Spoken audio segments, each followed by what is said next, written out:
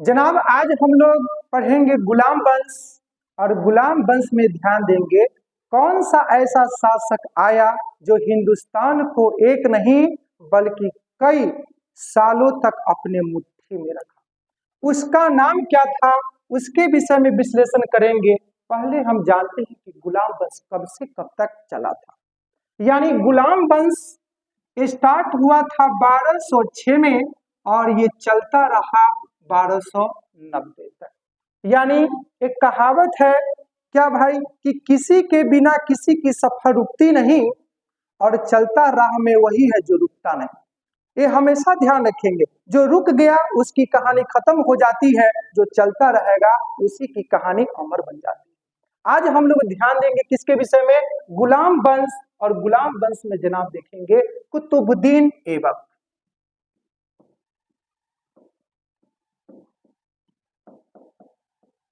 देखिए जनाब, ये कुतुबुद्दीन ऐबक की जो कहानी है, तो थोड़ा सा हम पीछे की ओर चलते हैं और ध्यान देते हैं कि कुतुबुद्दीन ऐबक कौन था, कहां से आया था और इसने कौन सा ऐसा कारनामा कर दिया जिसके कारण इतिहासकार को इसके इतिहास लिखने पर मजबूर कर दिया।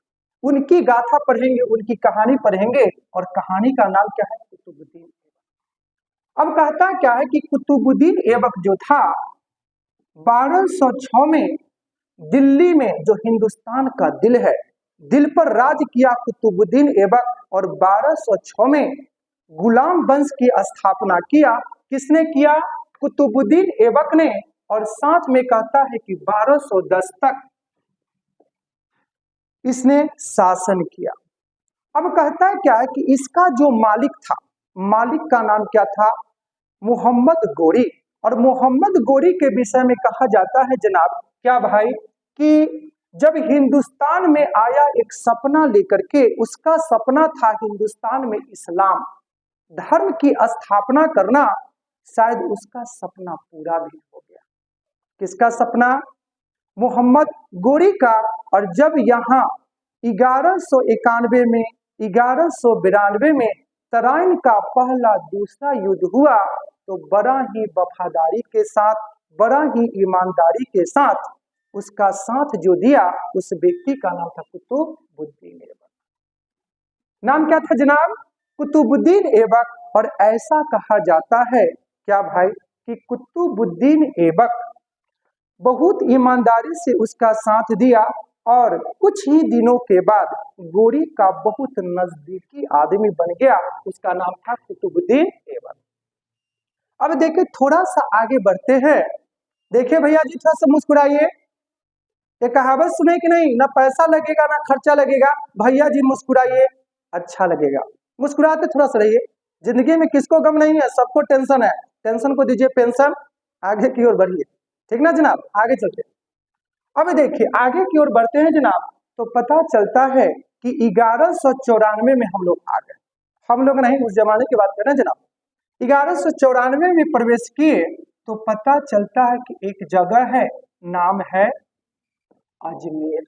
नाम क्या है बुआ, अजमेर। और अजमेर हमारा पड़ता है राजस्थान में, और राजस्थान की राजधानी है जयपुर। अब बहुत मजे की बात है कि जयपुर को कहते हैं पिंक सिटी, यानी गुलाबी शहर। होली का समय आ रहा है ना, गुलाबी गुलाबी किस पर, चलिए आगे। अब कहता है कि अजमेर जब पहुंचा तो यहाँ पर क्या हो गया कि इसने इसने मतलब किसने, कुतुबुद्दीन ऐबक ने वहां पर क्या कर दिया क्या भाई कि अजमेर को जीत लिया। जीतने का श्रेय किसको मिल गया, कुतुबुद्दीन ऐबक को। और जीतने के उपरांत इसने इसने मतलब किसने, यानी यहाँ पर एक मंदिर था अजमेर। जनाब थोड़ा सा ध्यान से, नाम क्या है मंदिर का, जैन मंदिर। और यहाँ पर एक विश्वविद्यालय है जिसका नाम है संस्कृत विश्वविद्यालय, या विश्वविद्यालय। अब कहता है क्या कि कुतुबुद्दीन ऐबक इसको क्या कर लिया, यानी जैन मंदिर संस्कृत विश्वविद्यालय को लूट लिया, ध्वस्त कर दिया, बर्बाद कर दिया। ये टूट गया, बिखर गया। और बिखर कौन गया? एक मंदिर है, मंदिर का नाम है जैन और दूसरे का नाम है विश्वविद्यालय, संस्कृत विश्वविद्यालय। बड़ी दुख की बात है जनाब, ये दोनों ध्वस्त हो गया।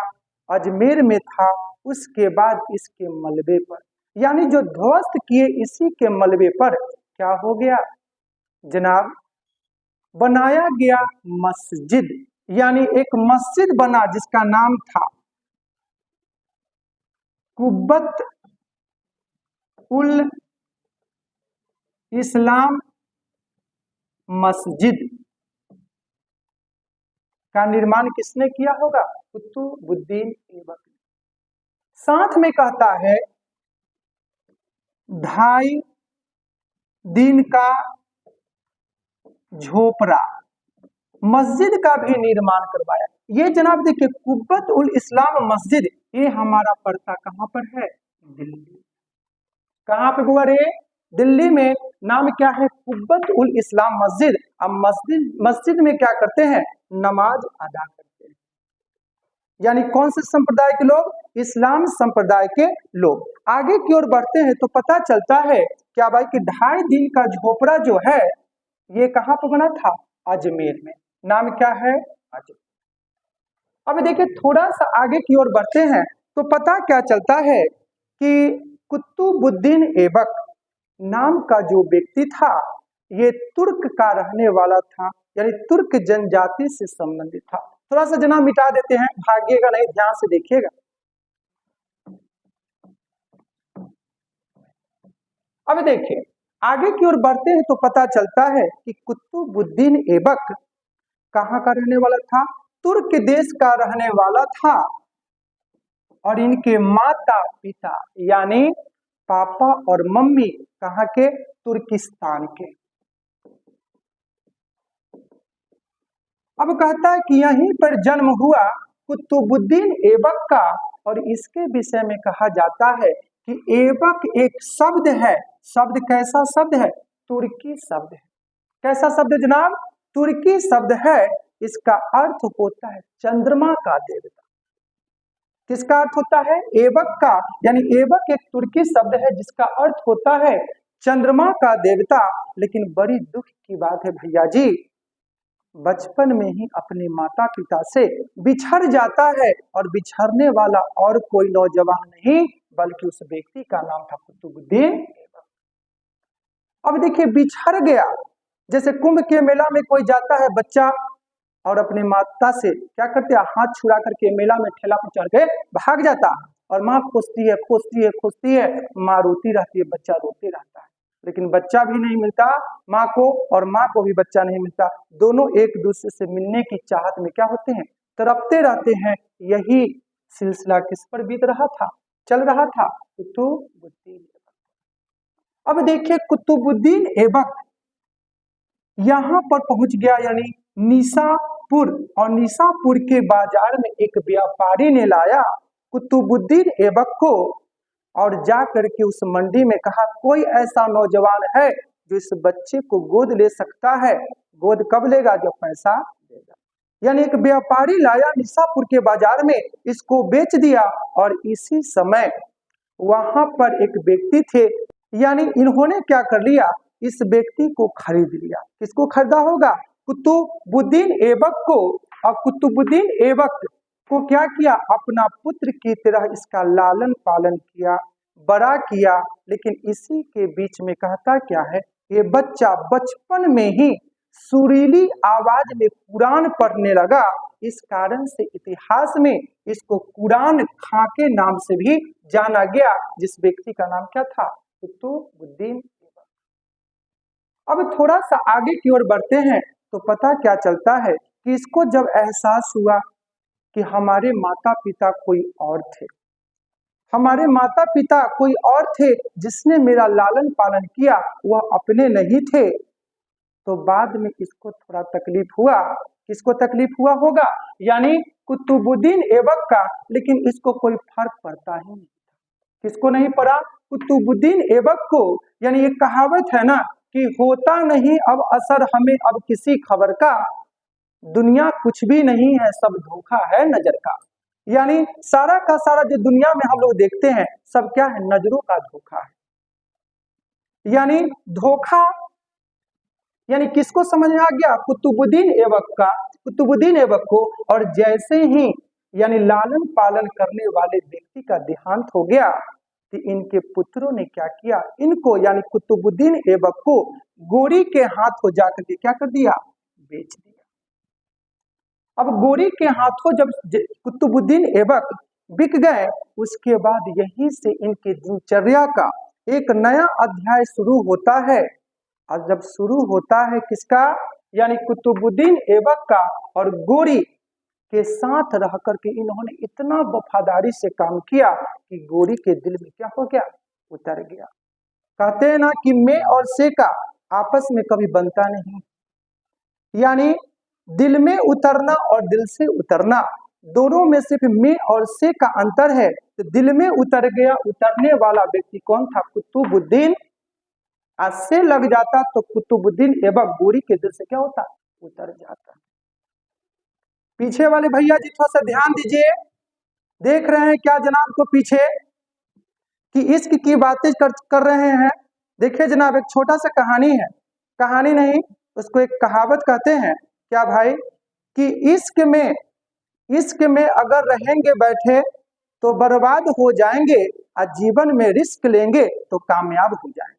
तो इश्क में रिस्क लेने की जरूरत नहीं है, यानी रिस्क लीजिए जिंदगी के लिए तो जिंदगी क्या हो जाएगी, कामयाब हो जाएगी, बहुत खूबसूरत हो जाएगी, नहीं तो फिर जिंदगी तो बर्बाद हो ही जाएगी।